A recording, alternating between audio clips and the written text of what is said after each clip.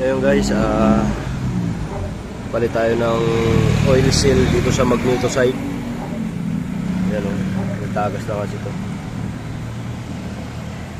Palitan natin guys, papakita ko sa inyo, no. Ito yung magneto nya, yung, ayan o, basang basa dahil ito may tagas. Ang gawin nyo dyan guys, kuha lang kayong panundot, sundutin nyo lang yan.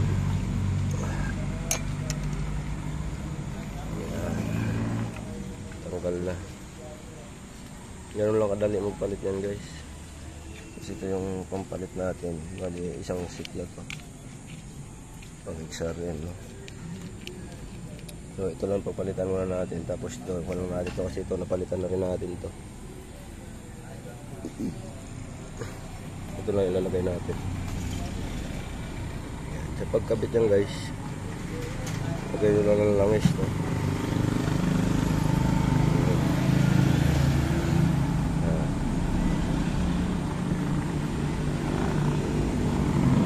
Tapos punasan muna natin para matanggal yung langis-langis.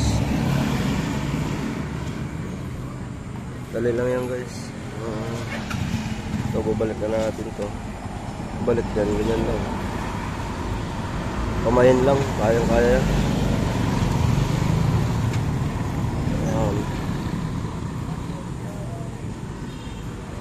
Yan, ganoon lang pagbalik guys. Ito kasi malutong na. Yan, malutong na. Oh. Kaya sa turmatagas dahil malutong na nga. Ayun, ganoon lang kadali magpalit ng oil seal, no? Ito kasi basang-basa na rin, no? Matagas na dito sa baba. Kaya pinalitan na natin. Yan.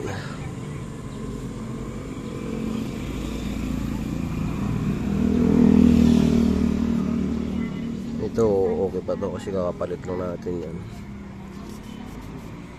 So malalaman nyo kung may tagas yan. Ito kasi kakatas yan dito guys. Lalabas dito, bababa dun. Yan, magbabasa yan dyan.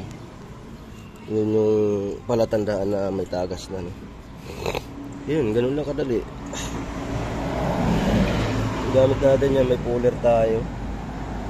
Tanggalin mo lang ng puller yan. Yun na yun.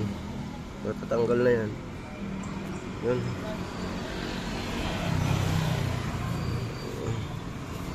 Pag nakikita nyo may tumutulo dito, may basa, malamang ito yung sira guys. Yan lang guys, sana may natutunan kayo, no? Comment kayo kung ano pang mga tutorial na gagawin natin para may tuturo ko sa inyo sa abot ng ating makakaya. So hanggang dito lang guys, maraming salamat.